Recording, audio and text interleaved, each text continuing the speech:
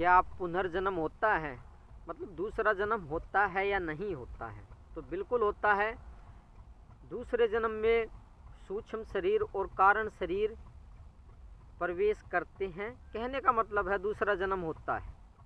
वो चाहे पशु पक्षी का हो सकता है, पेड़ का हो सकता है, कीड़े मकोड़ों का हो सकता है, या किसी धनी आदमी का हो सकता है।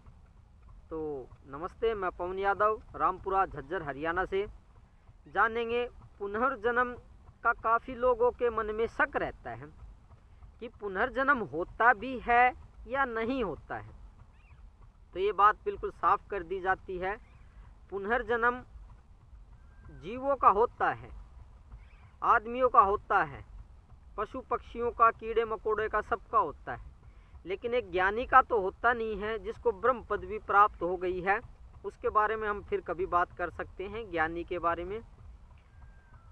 तो आज जानते हैं कि जिनको ज्ञान की प्राप्ति नहीं हुई है उनका पुनर्जन्म होता है। अब रही बात इसके सबूत की कि पुनर्जन्म का सबूत क्या है। ना डॉक्टर्स के पास है, ना वैज्ञानिकों के पास सबूत है। संत महात्माओं के पास इसका सबूत है, पूर्ण गुरु के पास इसका सबूत है। वो आपकी ही आंखों से, जिसे दिव्य दृष्टि कहते हैं, उससे आपके पुनर्जन्म को दिखा सकते हैं। आने वाला आपका क्या जन्म होगा आपकी ही आंखों से। और पिछले जन्म क्या थे ये भी बिल्कुल साफ देखा जा सकता है। तो ये जो दृष्टि है, ज्ञान दृष्टि है, दिव्य दृष्टि है, ये पूर्ण गुरु जिसके होते हैं ना, जिसको भगवत्ता की प्राप्ति है, उसके सानिध्य में या उसके साथ रहने पे ये स्वयंता ही ये दिव्य दृष्टि पैदा हो जाती है। पैदा तो पहले से ही है, कहने का मतलब काम करना शुरू कर देती है, एक्टिवेट हो जाती है। कोई तपस्या वगैरह करने की ज़रूरत नहीं है, कोई साधना करने की ज़रूरत नहीं है। ये स्वयंता ही अपने आप चालू हो जाती है। और उसमें आप चाहे पिछला जन्म देखें, चाहे आने वाला जन्म देखें। घबरा भी सकते हैं आप, इस बात का ध्यान रखना। इस बारे में हम फिर कभी बात कर सकते हैं कि घबराहट हो सकती है, डर भी सकते हो, क्योंकि अगला जन्म क्या पता कैसा दिखाई दे, क्या होने वाला है, क्या दिखाई दे दिव्य दृष्टि से। तो आप डर भी सकते हो और हद से ज़्यादा डर के पागल भी हो सकते हो। तो इसके बारे में कभी फिर बात करेंगे। तो बात हमारी मेन चल रही थी कि पुनर्जन्म होता है या नहीं होता है। तो आम जीवों का पुनर्जन्म होता है, और ज्ञानी जिसको भगवत्ता की प्राप्ति है, जो ब्रह्म हो गए हैं, जिसको ब्रह्म की याद आ गई है, जिसको ज्ञान प्राप्त हो गया, उसका जन्म नहीं होता। जो सूक्ष्म शरीर होता है वो दूसरा जन्म लेता है।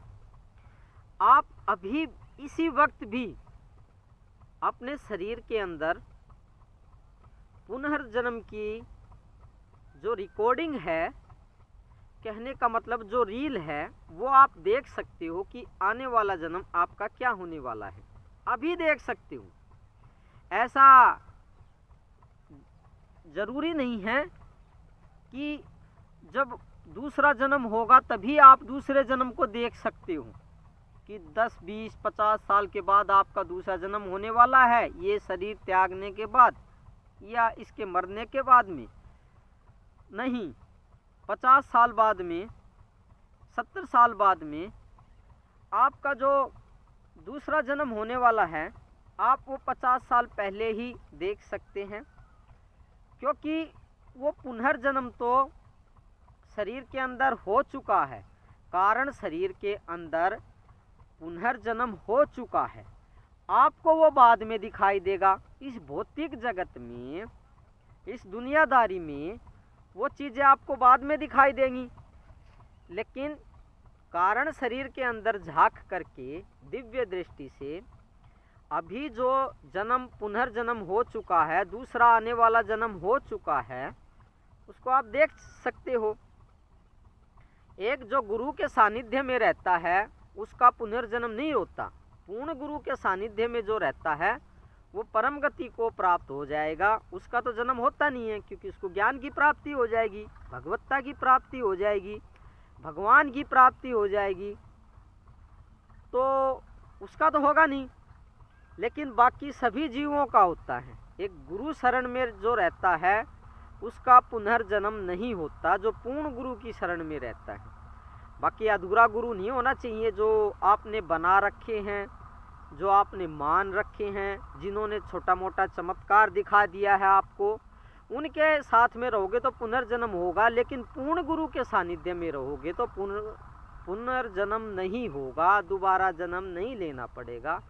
क्योंकि गुरु के अंदर इतनी काबिलियत होती है कि वो आपके सारे जन्म काट सकता है, या उन शक्तियों को, उस एनर्जी पैटर्न्स को आपके जो चित्त में हैं, आपके कारण शरीर में हैं, उनको वो डिस्ट्रॉय कर सकता है, ख़त्म कर सकता है। आपका जो जन्म होता है ना, वो कारण शरीर में पहले ही हो जाता है। इस दुनियादारी में तो वो जन्म बाद में होता है।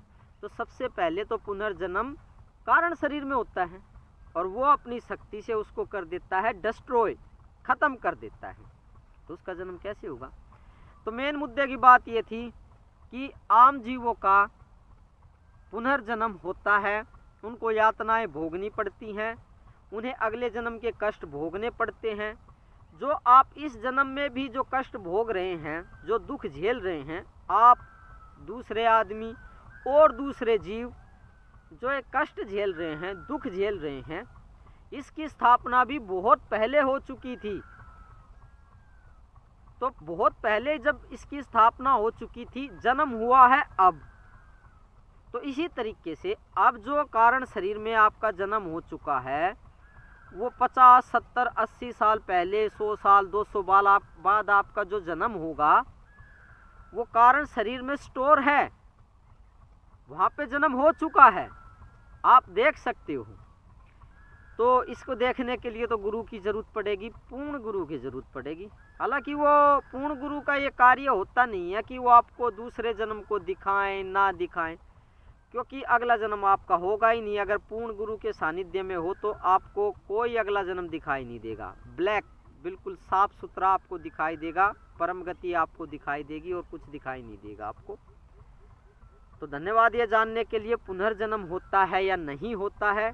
निश्चित ही होता है। आम आदमी का पुनर्जन्म, ज्ञानियों का नहीं होता है।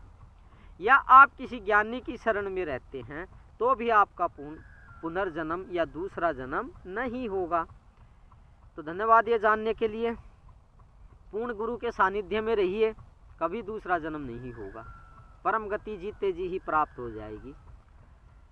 तो गुरु को प्रणाम कीजिए, गुरु को दंडवत प्रणाम कीजिए, जिससे कि अगला जन्म जो होने वाला है वो कट सके, वो ऊर्जाएं, जो शक्तियां जो दूसरा जन्म देने वाली हैं वो ख़त्म हो सके। इसलिए गुरु को दंडवत प्रणाम कीजिए। बाकी आपकी कोशिश से नहीं कटेंगी, आपकी कोशिश से ये सब नहीं होने वाला है। आप व्यर्थ में कोशिश ना करें, अहंकारी ना बने कि मैं दूसरा जन्म नहीं लूँगा। वे तो शक्तियाँ हैं, एनर्जी पैटर्न्स हैं, वे आपको दूसरा जन्म देंगी तो देंगी ही, सिर्फ गुरु काट सकता है। तो अपना अहंकार, अपनी मरोड़ तो है बेकार। गुरु से प्रेम भाव रखिए, अगला जन्म नहीं होगा। आपको मैं दंडवत प्रणाम करता हूँ। आप पूर्ण परब्रह्म हैं, आप ही परमात्मा हैं। आपको ये बात पता नहीं है, ये बात मुझे बहुत अच्छे से पता है, किताबों से नहीं, हकीकत में। आपको तो किताबों से पता है, किताबें और प्रवचन सुन लेते हैं टीवी पे, यूट्यूब पे, वो तो जानकारी है, पता होना नहीं कह सकते उसको। तो धन्यवाद, कल फिर बात करते हैं किसी शुद्ध विचार पे, किसी अच्छे टॉपिक पे। Thank you very much.